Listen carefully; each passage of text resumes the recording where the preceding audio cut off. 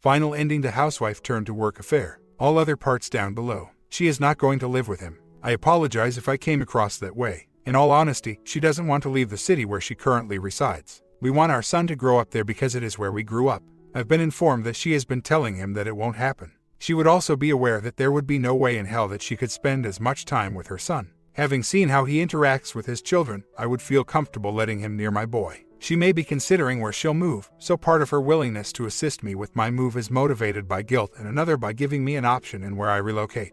Understand what I mean? It won't be that simple, though. It's just a joke test. I have made the decision to stop living in limbo. There are things she'll need to do if she decides to return. She doesn't if it isn't. We'll communicate constantly because we have a boy, so even though she's not acting like an adult, it's best for him that I do. In addition, as my therapist has mentioned, I have a chance to improve. I ought to make the most of it. Change for the better. It will only benefit me, and she or someone else will notice it. I won't aggressively pursue something with someone else, but I also won't stop something from happening with them. I'm beginning to appreciate the peaceful time I have to improve myself. Do I think we'll end up back together in the end? 75% chance, I would say. However, there is no chance as long as they are in communication, and I alone am powerless to control that. So going forward, that's what I'll be concerned about. Some believe I should just cut ties with her. Every circumstance is unique, though. I hate my mother for divorcing my dad because I am a divorced child. I'm not familiar with the entire tale, but I am aware of her troubled past. My dad, meanwhile, is content and married.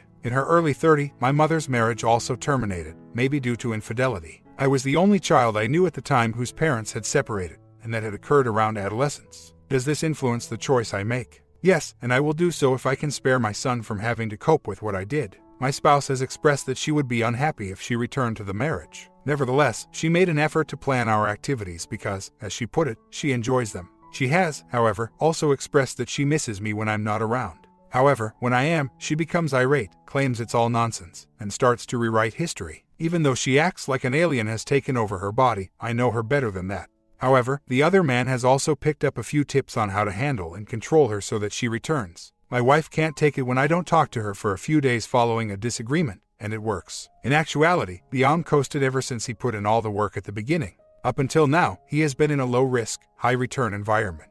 If, that is, she returns and handles the heavy lifting, we are able to make it happen. If not, that's okay with me too. All of the self-healing and learning I've done helps either way. Because I'm really great. I am aware of what sent her down the wrong path. I've heard her explanation for why she became involved in the affair, and she blames the other man for half of it. He pursued my spouse. Upon realizing the fragility of our marriage, he centered our conversations on my shortcomings and his strengths. During my wife's breakups, I had epiphanies about this. He even gave her the "if I were your boyfriend" speech, and before their breakup, my ex told me how much he would talk about her. I trust my spouse when she states that she didn't intentionally pursue the affair and didn't intend to become involved. He took advantage of her weakness and her poor boundaries. He let off the gas when she started to get emotional. I'll give him credit for playing her effectively. The rest has been done by the fog. I even know exactly when our marriage began to falter. We were very much in love before that. She simply doesn't understand life or how our marriage would be impacted by a new son and a new home.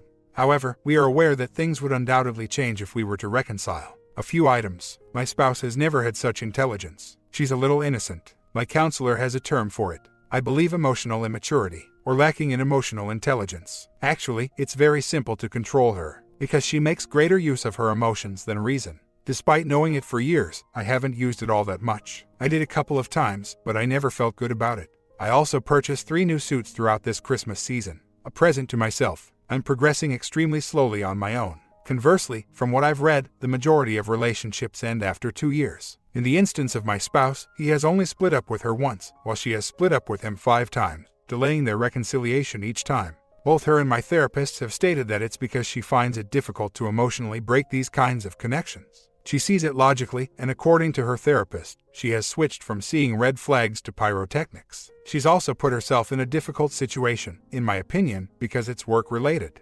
Logically, we would all advise her to simply transfer or look for another work. When it was all said and done, she could even make him transfer if she so desired. Personally, I believe that both of them ought to be moved, and her employer ought to end the matter. However, I would also really like to see him depart because he has suffered no repercussions from the entire ordeal. Although his manager's unwavering support for him gives the impression that he is unbeatable, she is genuinely reluctant for him to leave her business. Not making excuses, but that restricts her decision-making. Regarding the whole epididymitis situation, I just know how she feels because the ex informed me he had it in the beginning of 2020. The doctor had stated that it was due to a lack of release prior to the affair beginning.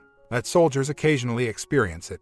Neither do I buy that. In any case, they started him on strong antibiotics. Since he and his wife had previously become less close, they didn't do anything together when he was taking his medication.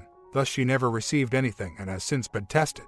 It was possible that the illness may flare up and then go away. In essence, it's a urinary tract infection in men. Since being with him, my wife has experienced multiple bladder or urinary tract infections. She has consistently taken antibiotics for the condition, and curiously, she took another one 4 days prior to my raising this issue. Since then, she has been tested, and the results have come back negative. This suggests that she is not taking her antibiotics to the end, which is most likely the cause of her infections. In addition, because of his size, he plays around with her a little, which puts pressure on her bladder and increases the risk of bacterial infection. I realize that's entirely too much information, but my curiosity demands it.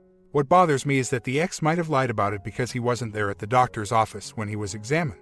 Then, knowing that I had discovered it, he became irate and attempted to claim it was none of my concern. We all understand that I have a right to know everything, though, but the problem is that I'm living in his thoughts, and he is afraid of me. I am considerably smarter than he can ever be, as has already been demonstrated. He is aware that I have done a lot of research and that his ex will tell me everything. Furthermore, he is aware that he will discover anything else he is concealing.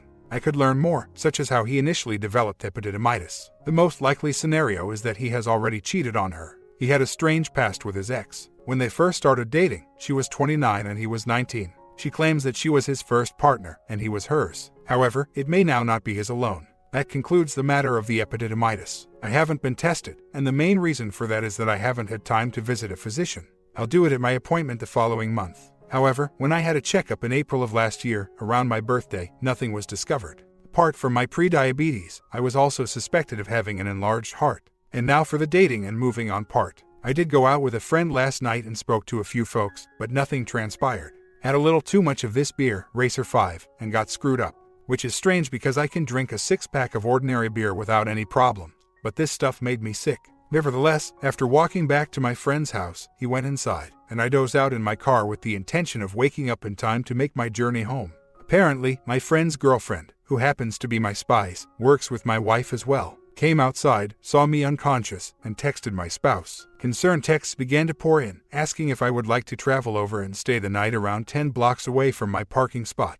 How instead of doing anything foolish, I should just call a cab or spend the night there. That she feared for my safety. How she was trying to remove her own head from her ass. Among other things, how she and my son wouldn't know what to do if they lost me. I believe I texted her back, telling her I was okay and that I wouldn't do anything foolish. At some point about 4 in the morning, I was able to drive home and arrive safely. For the most part, I've been healing all day. Still, it felt good to be outside. On the days I drop off, someone suggested that I dress nicer, and refrain from elaborating, something I've already started working on. In the daytime yesterday, I also took my child to the zoo. He was showing me around the displays and pointing out the animals, and he was having so much joy. He said, maybe next time, Mommy can come with us, as we were leaving. I am aware that not everyone shares my opinions. Furthermore, some people don't think my circumstances can be saved. Furthermore, it could not be. And I have to start moving forward and accept the reality of the situation. In any case, that's not entirely dire, nor is it a total disclaimer that we might make amends. However, I leave the door ajar to allow it the chance to happen because my son says that.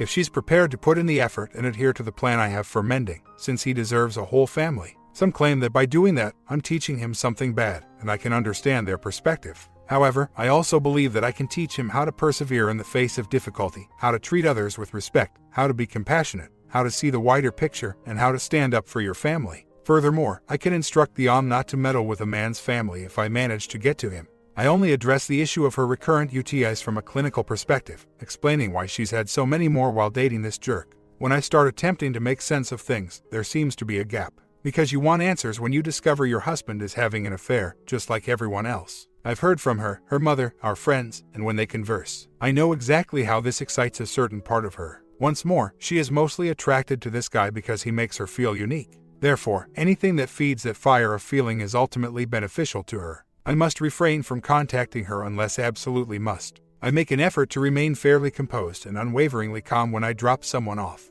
And Weave, her family, and I have been attempting to make her aware of the repercussions of her conduct. When I drop off my son, she attempts to get me to do things for her or schedule time for the family to spend together. I've had to turn people down a lot, even though it hurts. People could assume that I find this funny or enjoyable. Not in my case. Would I want to go into that store and give him a public beating to the point of breaking his bones? Absolutely. Would I care to abandon my wife in a puddle of her own emotional muck? Indeed. However, the law is on his side, so if I start acting abusively against him, that may work against me. My best option is to wait it out and remain silent. My primary goal is to improve both my self-esteem and my son's presence, so I have to be really aware of how I behave around him. I was losing before this whole thing began, but I have now turned the tide. I've come a long way since then, but I'm stronger and better. The problem about meeting new girls or going out and hanging out with women is this. To do it, a little self-assurance is needed. And as everyone is aware, something like this tears it from you. You need to reconstruct it. It takes a long time for some people and a short time for others. If you lack confidence, ladies will not want to spend time with you. Clearly. And trust me, I'm beginning to reach that stage. The worst part of it is that I spend 5 evenings a week with my son. It is actually hard to get out. My pals are all married. The social network is therefore a little slender. But when I go out on humdrum errands, I attempt to strike up a conversation with women. I make the most of my opportunities. Though they may not be apparent in my posts, changes have occurred, although slowly. However, I've changed my perspective first. Furthermore, it requires time, as I confidently stated earlier, and not one of those guys who has a switch-like ability to flip it on and off. Like some people who are obviously better than me, I can just say screw it and go on. It's not always easy being with my wife, even after 17 years of marriage. But I'm making progress. I will, however, object to the type of father I am. My responsibility is to mitigate the effect this has had on my son. We've continued to operate according to the same schedule as before all of this. This was done on the recommendation of several psychologists and counselors. Seeing him cry when all he wants is for his mother to return home or when he begs to go to the zoo with us the next time and I have to tell him no has not been easy. Even if I'm not the father of the year, I'm still trying my hardest for my son, which includes maintaining some kind of order throughout the turmoil. Although my wife and I may not always be in agreement, my kid and I have certain advantages that I did not enjoy following my parents' divorce. And that's what really counts. I make do with what I have. It can take me some time to mature and recover, and I might be obstinate and make some blunders. However, as a father, I will make an exception. I'm attempting to go on. I apologize if it isn't happening as quickly as some would prefer. She has broken up with him on a few occasions. There were times she seemed determined to move on, involving HR in her work as well. Not that I would have reconnected with her at that point. However, what I'm trying to convey is that if she was willing to put in the hard work, there might be a chance if she wanted to return. However, because a son is involved, whose father was a divorced person, my viewpoint differs slightly from simply getting over someone and moving on. If no one wants to think that I'm making progress, then okay. However, I am. However, they lack the immediacy and grandeur that people seem to need. I don't have the emotional stamina of other people, but it takes some to simply get back out there and be with another lady. I apologize. Is my wife trying to manipulate me or pull us back into the marriage by bringing up our son? Yes, provided that a reconciliation is possible. I'll give it some thought, but that is predicated on the same fundamental idea that everyone appears to agree with in order for reconciliation to occur. No interaction, openness, honesty, or transparency. I acknowledge that I have no influence over the outcome, that I am the only thing I can control. It appears that everyone believes me to be the same as I was on D-Day. Yet I am aware that I am not. I am aware that things have changed. I am aware that I am beginning to move on already, occasionally experimenting a little with women. However, it's also not that simple. I spend 5 nights a week with my son, besides the other factors that complicate meeting women. Having said that, I'm not entirely sure of my level of confidence. Additionally, I'm not emotionally capable of wanting to be in another relationship. Hell, I really don't need that right now. In addition, I haven't dated anyone else in the past 17 years. You know, I simply can't get back up on the saddle. Let's just say that we are going our separate ways. I'm attempting to live on my own by selling the house and moving into a new apartment. However, our son remains our top priority, and there are instances when communication cannot be avoided. We try to keep his routine as regular as possible. Thus, he spends as much time as possible with both of us. Furthermore, everyone behaves as though my wife is a venomous harpy who intends to destroy everything in her way. It's not true as stated. Of course, I'm not claiming she's flawless. However, she is not among those who just want to leave everything behind and start a new life with the other man. She would have completed it by now if she was. She has also, as I previously stated, ended her relationship with him 5 times on her own initiative and without external pressure. The other man understands just what to say or do to nudge her in the right direction and win her back. The tried and true tactic of ignoring something will always work wonders. Generally, she is a kind person, a kind individual with absolutely no limitations, a kind individual who has made some terrible choices, a decent man with extreme naivety. Benevolent individual who slipped down that slippery slope by the time she recognized what was happening. all of her emotions were involved. Her actions speak for themselves. I'm not attempting to defend her or suggest that what she's doing isn't terrible. However, I also accept her entire perspective. She was the alien who had taken possession of my wife at the start of the affair and during the first half of those 6 months. She is now a completely self-absorbed individual, as my therapist put it. However, I also know that the lady I married is there, somewhere, and depending on what she's ready to do, I'll give it some thought if she emerges from it and wants to work on it once more. But until then, I most definitely won't be saying no if I find someone or am put in a good scenario. Opus answers. Paradoxically, everyone advises me to get over it, that she will become aware of it. I understand that I'm not completing it as quickly or as thoroughly as everyone would like. However, I am. Just now, my mother-in-law gave me a call to share some news. Wife confides in her mother. My mother tells me stories, and she is unaware of it. In any case, I had to be at my house yesterday for any showings, so I listed it. My son has 3 more hours today and I didn't have time to bring him up yesterday. My spouse was forced to drop him off. My wife was astonished to see how the house was prepared for sale, with everything pulled from the walls and beginning to be packed up. She and my mother-in-law arrived a little before me so they could give my son dinner again due to time constraints, she told me. She was aware that I would do it. It struck her straight in the face when she heard that I'm looking for a place. She also knows that, in contrast to the other man, who relies on his mother to take care of everything, I've been handling everything by myself. Then she noticed the dumb South Beach diet supper I had made for myself, along with a menu plan for the remainder of the week and the South Beach book close by, all displayed on the fridge. In essence, my mother-in-law reported that my wife grew quite terrified and angry at the same time. She was struck by all those things at once, along with a few others. She doesn't need my assistance for anything, I've told her. As I've already stated, I'm moving on in my own manner, and obtaining my own house is where a lot of it begins. Now that she's beginning to notice it, she understands what it signifies. Since the house is still in both of our names, it's one less item she can put all over me without it.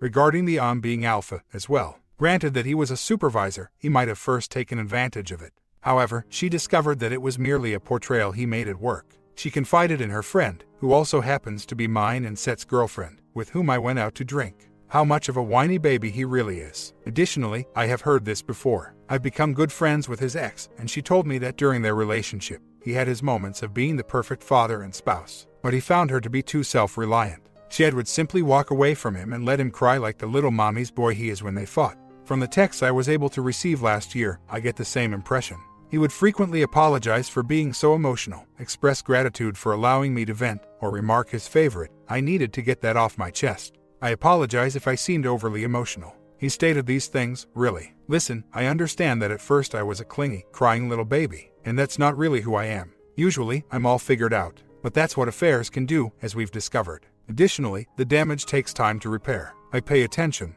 I understand what everyone is saying. It simply proceeds at its own speed. Even when I make an effort to socialize, women might be clinging from a distance. When someone they're interacting with lacks self-confidence, they can tell. Furthermore, we are aware of how alluring confidence is. The truth is that I find it difficult to just turn it on and off like a switch. I've said it before, but I give my son a lot of thought, just like it may be for others. I'm not eavesdropping on him. All I can recall is the circumstances surrounding my parents' divorce. It was vile and cruel. They became so hateful of one another that they quarreled over everything. My mom was also incredibly self-centered throughout the entire procedure. I never want to witness my son go through that or his parents reach that point since the divorce messed me up. When I see my wife, I've been incredibly sarcastic and cutting most of the time, to the point that we quarrel. I've had to practice being silent, but I'd sooner let my wife go than watch my son suffer like I did. I am aware of how everyone labels her as poison, even though she is only acting on her emotions and isn't even aware of what she's doing. I understand, but certain things simply take time to happen. As things stand, our son spends nearly every day with both of his parents. A few days here, a few days there is actually not there. We are also unable to pay for that level of child care. She will therefore stay with him till I get off work and come fetch him, or whatever. She also can't have him over until it's her day off because she starts work at 4 in the morning. I have brought up moving forward with the split and keep our conversations short. I also talk about our son. I would rather use mediation than the legal system. In terms of finances and timetable, everything is set up. All that has to be done is the documentation. I have a really nice wife who is almost too nice for her own good. She's just too casual around others, as her boss has pointed out. Additionally, some people might interpret that incorrectly. She is not a flirt. She's more of a shucks type of girl who wears minimal makeup. Despite having an amazing rack, she doesn't wear anything to draw attention to it. However, same naivete is frequently also a weakness. She dated this guy when we broke up a while back, before we were married. He looked a lot like the other dude. He gives her the information she wants to hear and initially gave off the impression of being romantically involved and one-sided, that he had been playing her the entire time, manipulating her. He was unfaithful to her, and it should come as no surprise that he had 3 children from 2 different women. He continued to play ignore games after that, and she kept coming back for more. This guy was the classic bad boy till he started abusing her physically and psychologically, and she wouldn't leave him even though she would be beat up. She was able to escape once he was eventually locked up. We reunited shortly after, and the rest is history. Just so you know, I did see a couple girls during that time, but nothing too significant. My spouse is troubled. Her dread of being abandoned by her father is the root of a lot of things. She behaves a great deal the same now as she did before. In any case, people are correct, I must keep quiet. Something I've improved upon while maintaining my composure. The problem is, I can't wait to have my own apartment and leave this house behind. That's not a secret from me. In a strange way, it kind of helps me go on. That being said, I've been attempting to convey that it really won't take much convincing on my behalf. Though I've been a little slow to adapt, things are starting to change. She has made poor decisions before. This is not the first time. Yes, she lacks sufficient life experience and is not the best character evaluator. She was a little sheltered, but overall, I think she has a good head on her shoulders. Although I adore my mother-in-law, she did her no favors by not teaching her more about people and the ways of the world. In contrast to my mother, who was never a bullshit. However, if you're hinting at cheating. No, at the time we had broken up. It felt like we had drifted apart. After moving out, she got romantically involved with him. He was also a smooth talker, although he drank a lot. Remarkably, the other man is also a heavy drinker. I learned that during the start of the affair, he drastically reduced his weight, serving the papers for divorce, but has gained 30 pounds and has some gut. In addition, he used to bring alcohol to her residence when he visited. The same game was pulled by this man. Found out about our relationship and just used that information, telling her what she wanted to hear. However, he was followed by other women, in contrast to the other male. He was a player, as I mentioned earlier, and my wife felt special because he chose her. Since B was the bad boy, she believed she could turn him around. Regretfully, all very normal for a woman in her mid-20s. The main flaw in my wife is her low self-esteem, especially now that she gained weight following the birth. Strangely enough, she had gained some weight also shortly before our breakup. Even though I told her how gorgeous she was, she has never felt confident in herself. Despite the fact that I was constantly concerned about her weight, I did so for medical reasons since I have high blood pressure. Simply put, I'm more of a health-conscious person. My wife's problems are primarily the result of her low self-esteem and her father's departure. She is also not too unpredictable. I've noticed this trait in her previously. Her behavior with the other man is consistent with her behavior with the jerk. She didn't really comprehend what had transpired until after that incident had passed. Yet I am aware that she sees the affair in a different light, merely because she hasn't yet been defeated by the other man. However, from the outside looking in, I'm not the only one who notices comparable things. Her friends who were present during that incident have made an effort to speak with her. We are all aware of the attitude that surrounds affairs. Thus, logic is simply not persuasive. As everyone has said, I have to give her an emotional beating. And everything is paying off: the diet, the working out, the relocating and house sale. I've had less contact with her, and I know that everyone says to ignore her. It's not really that simple. But unless it's concerning our baby and I can just text her, I'm not picking up the phone to talk to her. Yes, I do. She is not an email user. If we talk at all, I make sure it's quick and direct. Thus, these things are beginning to occur. My wife and I are well acquainted. The one thing about her that I was unaware of was how lacking in self-control and how easily she could get herself into trouble. It was my own responsibility for being foolish enough to believe that a marriage would keep a relationship intact. The addition of a ring does not alter the regulations. Without a doubt, I've learned a lot. You can also bet that things would alter if there was ever a reconciliation. Tonight, I went to pick up my son. He basically lost his crap then. He had assumed that he would stay the night at his mother's house, but she had to get up at 4. Nobody would be around to observe him. I was mute and just stood there while he broke down. I observed her attempting to soothe and comfort him. He eventually became calm. I accomplished 2 things, but I didn't say too much. I brought up something he said to her the previous year. He indicated he would back off if this had an impact on my son. Instead, he demonstrated what a wonderful, honest man he is. I also told her to text him when I was leaving, since I knew she would. Incorrect. Our son is not at all adapting. He also assured his former wife that their 2 children will adjust, so I'm sure he told her that. I grunted softly as I said it, then picked up my son and walked away, but not before noticing the tears welling up in her eyes, from her son's actions as well as her realization that I was correct. Though I am also astute enough to recognize when something is appropriate to say or do, I have noticed changes in her. I knew I wouldn't be able to draw her away if my son, who was trained to do so, couldn't pull her away months ago. They claim that individuals and affairs frequently behave in this way. Furthermore, it would plainly be impossible to communicate with her. After 3 months, Our house is too expensive for me to live in alone, so I had to list it for sale. We found a buyer and are in the midst of the short sale procedure. I had to search for an apartment as a result. My credit has taken a knock, so the search has been challenging. Additionally, it appears that you need to pay 3 times your rent right now, which is awful. I hardly never have debt, but whatever. The fact that I also have our 2 cats makes things difficult. Many locations do not permit pets. Yes, just get the cats out of the way. But it's been 13 years since I got them. They're excellent cats, but they won't be adopted. Sometimes one thinks it's a dog. I don't give up on family, and they are family. I was going to move in a few weeks, but I missed out on a few decent places. It's undoubtedly smaller than my house, but all of this relocating and other stuff had kept me focused on other things, including rearranging my living arrangements. The upside is that we can sort through all we owned and get rid of it. The flat is also close to my son's future school and my aunt-in-law, who looks after him. In addition, I enrolled in a program similar to Ninja Warrior here in Northern California. I've thus started to prepare for that. Crazy plus weightlifting plus the occasional run. That was in late October, and it's been incredibly helpful in providing me with direction and focus. Regarding the marriage, not much has changed as of yet. No mediation, and my wife is still without legal representation. We've reserved things for drop-offs and pickups, but we've also had to go to several school events and a family gathering together. She was friendly with me back then, but recently, she has become more assertive. I believe that since I'm moving out on my own and all, she is aware of where that will end up. Regarding her relationship, I've been informed by some of our friends and coworkers that it's ended. At work, they stay apart. Her supervisor has been closely monitoring her, but I also learned that he has threatened to move her if HR returns for whatever reason. Although she has been pressing for a divorce since she has found someone else, the other man has been working fewer hours. Based on what his STBX told me, he has been contacting her more and more. He has eluded both her and her attorney. It's been implied by my wife's mother as well that it's over. In an effort to stay busy and recover, she has been spending an increasing amount of time with her family. However, her mother also informed me of a recent development that somewhat altered the strategy. About 6 months ago, her therapist, and technically mine before hers, diagnosed her with BPD, or at least major symptoms of it. The only 2 that don't match are long-term work and long-term relationships. Apart from that, I've looked into it a little and I can see it, but I've always said that was simply a woman being a woman. Her mother informed me that instead of brushing it off, she's making an effort to comprehend and address it.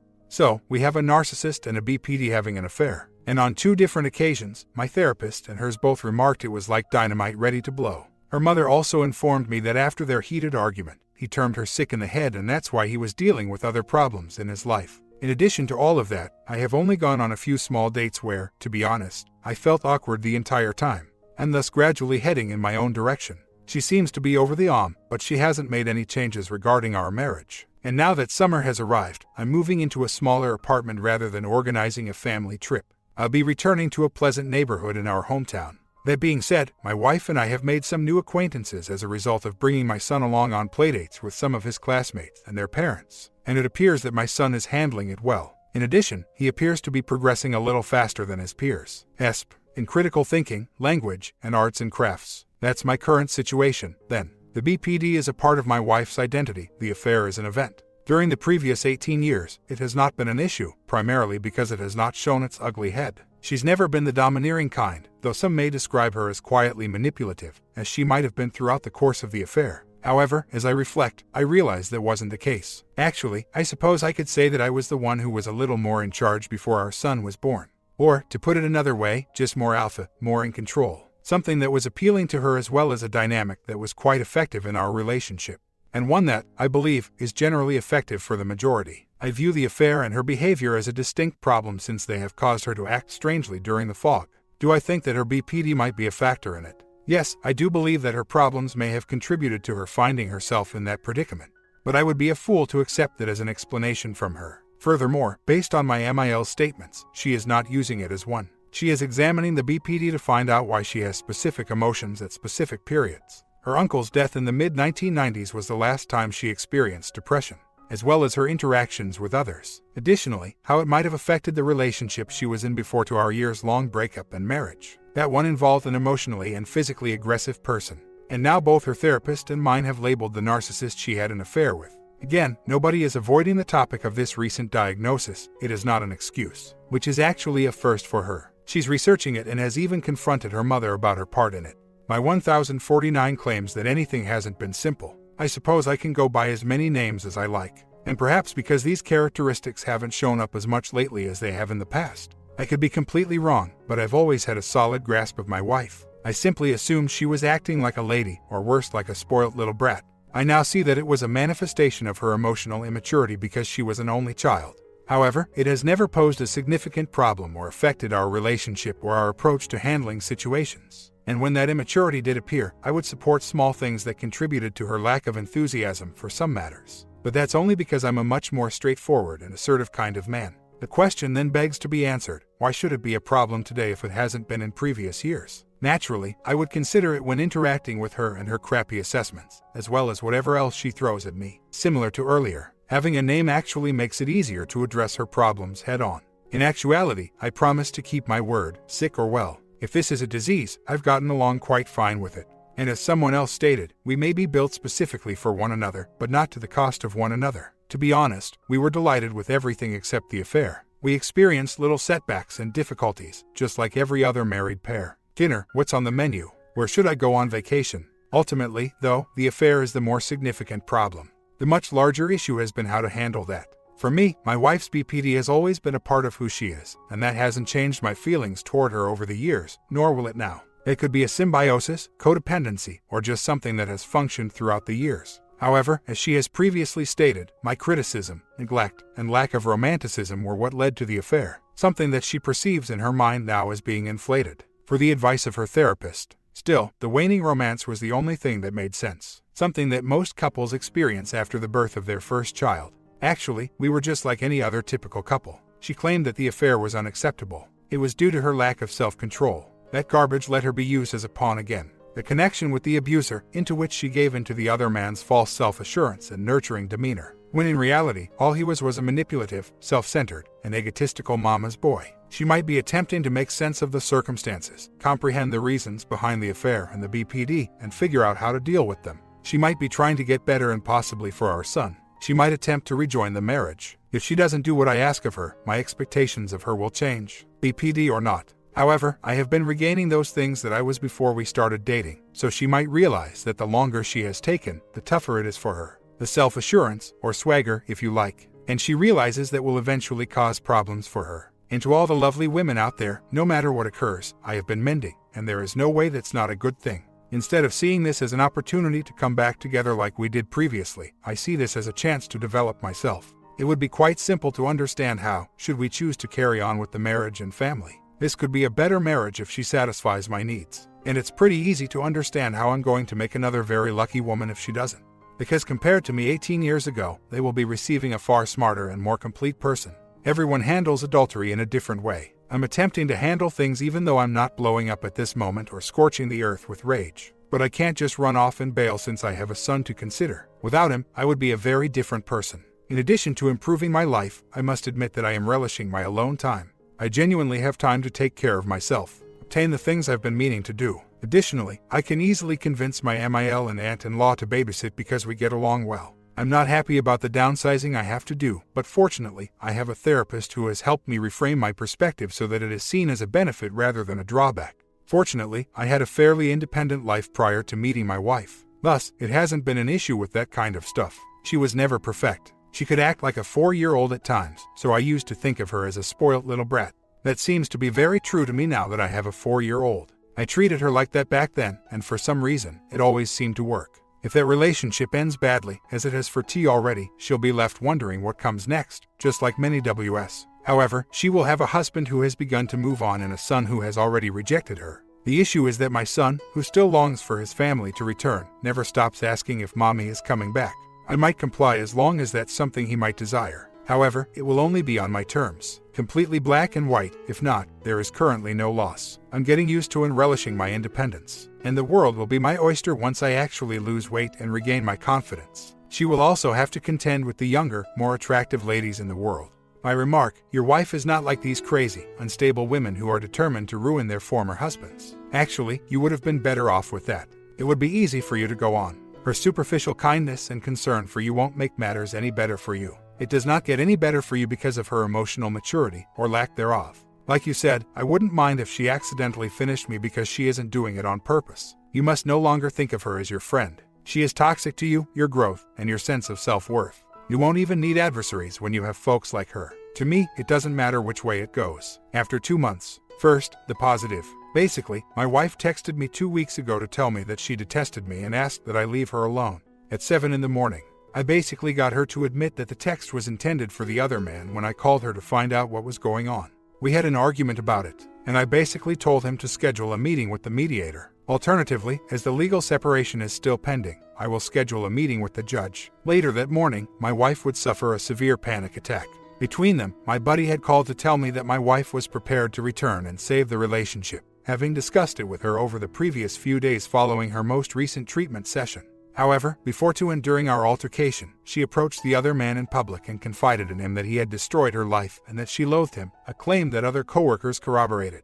It's enough to say that the protracted and agonizing process of reconciliation has begun. I've outlined the guidelines. I've established the boundaries based on the most widely used, effective methods. I've persisted in improving myself for myself. The other man will receive a letter of no contact that has been written and will be sent via certified mail. We're discussing moving into a larger space together, and I intend to send a copy to her human resources department.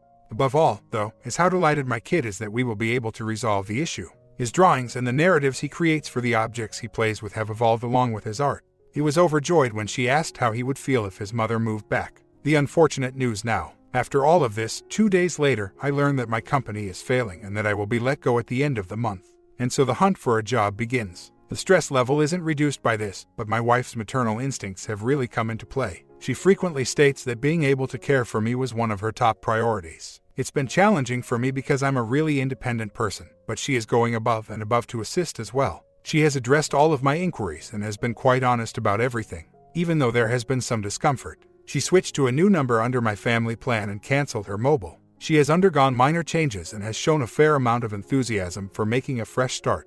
In 2 weeks, we begin counseling. She's currently on vacation. Along with a lot of bumps and terrible days, I anticipate some wonderful days as well, and a couple of wild evenings. Naturally, I abide by the trust, but at this time, I verify creed. Remarks: how many times did she end things with one guy and then start over with another? When did she last act in this precise manner? January, was that right? February, she has a drama addiction. She became dependent on the 2 men defending her. The potential order of protection. A law enforcement agency. All coworkers are well informed. HR is engaged. VW in that instance. Countless enormous public scenes. Mother-in-law always on her side. The sympathy gatherings. Your son's frequent tears. She only ever expressed her disdain for your son by crying crocodile tears. She had no desire to ruin another union. She was indifferent to her reputation. You weren't important to her. You know what gets on my nerves? You essentially gave your wife permission to have a committed connection with another man for more than a year while you were still married. She suddenly jumps on you and asks you to are funny how that works the moment she finally notices you preparing to move on from her by striking up an attractive female.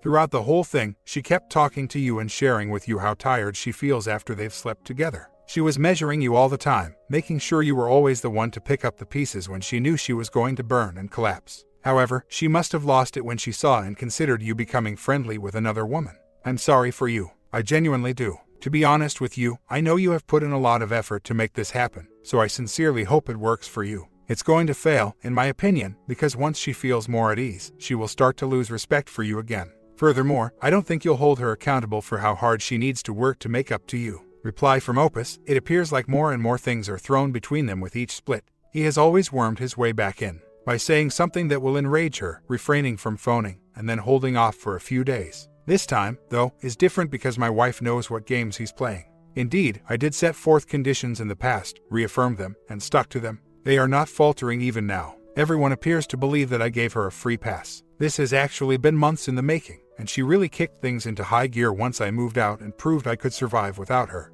Afterward, she talks to her friend, technically ours, but also one of my spies, about her therapy sessions. The things she tells me, she has no idea about. I've heard about her gradual recovery and the realizations she's been having. The one thing you look for when you realize it's time to make amends, at least for those with similar experiences, is what I've noticed. It's regret, not anxiety, but regret. I printed out the list that was there. She is hitting the nail on the head, I believe, and I believe it was from pit of my stomachs. The distinction is that she is no longer the focus. She even texted me this morning saying she wanted to regain my trust. She wants to start with my building and work her way down to rebuild our base, brick by brick. That's the distinction, and I get that you can't hold her hand while forcing her to work. But I do know my wife rather well. She is not and has never been an independent learner. She can take it from there if you point her in the correct way. She'll be okay if you give her the keys. That's where she's a little immature. Perhaps a portion of the borderline issue. Still, she needs to study the books, put in the work and energy, and it needs to be more than what she gave to the affair. And I am fully aware of both the quantity and sensation of that. She is not, at all, getting away with it. I'm going to force her to work for it and to put in some effort to move past the affair. After that, the two of us will work together to improve our marriage. One of the advices from both her and my therapist was to give yourself some space to heal before re-entering the relationship.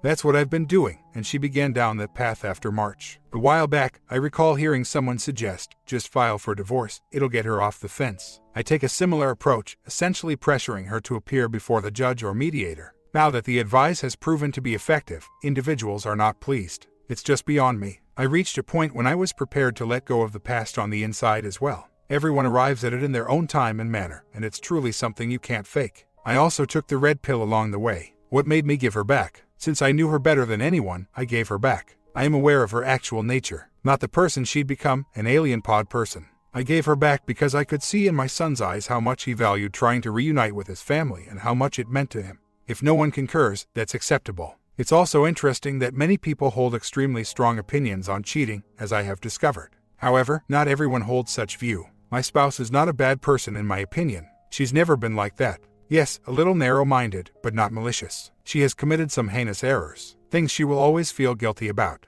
Things I will always remember. Will this work if I force her to crawl through glass? Indeed, I can delegate the heavy lifting to her. However, it makes no difference if I can't see it. Throughout it all, my therapist gave me some really insightful advice, and much more so after she realized that she was on the edge. The most crucial action I can take is to establish strict boundaries. It's great for the marriage as well as for her. Set them and remain there. Allow her to become enraged, but don't give up. You'll be compelled to talk about things, which will not only make the situation better for her but also for the marriage, as respect will grow and communication will improve. Now, regulations have been established. They were presumed or said nothing at first. So let's get right to the point. One final point. The first place we looked at was not available. My spouse is devastated by it. She texted me for a long time, complaining about how hard it might be to fix our credit and how bad it is now. How everything we had worked for was shattered by her egotism. How my son and I don't deserve any of her terrible luck, and how she deserves to be out on the streets. She had been carrying a lot of it with her all day. She even went so far as to trigger another panic attack. Since it was her fault, the only thing I could do was to concur with her. However, like with everything else, I'll overcome it, provided she's prepared to put in the effort and accept the consequences. The more my kid talks about organizing all of his toys in a new room and how glad he is to be able to spend time with his parents again, the more I am convinced that the effort will be worthwhile.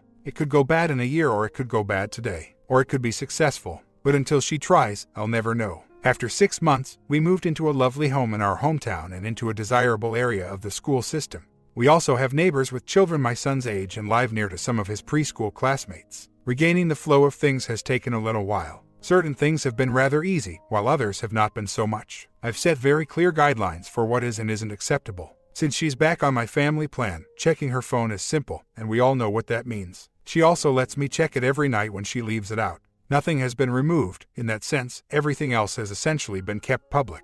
Thus, the adage trust but verify has been applied. That front appears to be in fantastic shape. She has also taken responsibility for her time, where and with whom she is. We've had a few of therapy sessions already. Things slowed down a little over the holidays, but dialogue is now being opened. Our therapist is attempting to discourage us from discussing the affair at home or in her absence, which is why some sections are slow. While some of it does get out, the marriage aspect and mending what went wrong must take priority. However, there are a few quite significant fights. I think she's crazy, and she thinks I haven't changed. Actually though, domestic matters are the main cause of the fights. The conversations we've had regarding the affair have primarily focused on the fallout, with me expressing more emotion. I have to admit, though, that I lean toward being reserved. She's trying, though. Our communication has improved, yet it is still not flawless. She's really stepped up her housekeeping duties. She's putting there other minor things from the past where she wasn't as good and making it up to our son. That has accounted for a significant portion of the events. His demeanor and attitude have changed in the most spectacular way. He asks to see if his mother is here and what we are doing each morning. He desires to do everything in tandem. At last, he began to pedal his bike, and he now enjoys taking rides around the block with me. His toy play and his drawing skills have greatly increased. Having that positive attitude has also helped. We've become close friends with the neighbors, who are both young married couples. She has been reminded of how fortunate she is by witnessing her two close friends, who have been going through typical marital problems for the previous few months. Not everything is wine and roses. Furthermore, we still have a ways to go. We still have a great deal to discuss. Things I must remove, take care of, problems that caused her to act in that way. She does apologize from time to time. Moments when she feels regret. Sometimes she's more than just a bee. Periods in which I was not to spend time with her. Enjoy yourself. Lead a regular life. There are days when I don't want to talk to her at all. When I inform her, she withdraws. When the subject of him comes up, she seems to be fully over him based on the way she talks about him. Her phone bill from March till she went back onto the family plan is what I saw, and it essentially validates that it terminated when she indicated. However, it appeared as though he made a few attempts to get her back, and from what I've heard at her place of employment, he treats her coldly. As someone once said, I act like he broke up with her. You know, the kind of man who pretends he's better. The ex-wife informed me that he had escalated his nasty behavior towards her and that he hadn't been treating her well during the holidays. It's a much slower process than I would like, but I'm not the patient type. Some days are just incredibly draining. It's important for me to keep in mind that everything has its own place and time, and that sometimes I just need to file a trigger and bring it up later. In case you were wondering, no, I'm not, since we're all human. A couple moments of intimacy that were aided by a little too much wine have occurred. Really, those notions do really surface the following day. It truly affects my head, therefore I definitely can't become attached to them at the wrong moment. We are moving forward, but I am seeing what I am supposed to see. And when I do or I have doubts, I make an effort to address it and bring it up when appropriate. Additionally, dealing with low-grade BPD can occasionally be like dealing with a child. It's not excruciatingly similar, but it's essentially the same problem as before. Her anticipations. She still believes occasionally that life should be like a movie or something similar. I then bring her back to reality. Furthermore, discussing it helps. The medication also helps. It's not ideal, but she's trying. I can see the effort most of the time. Her willingness is evident. Though I don't always notice it, it does work. Here's the latest information on our path to reconciliation. Why is she still working with him, I ask you? Opus endured nearly 2 years of drama before taking the R road. Was it worthwhile? He alone would be aware. For your family, do you believe it's worth it? What are your thoughts in the comments section below, and is there another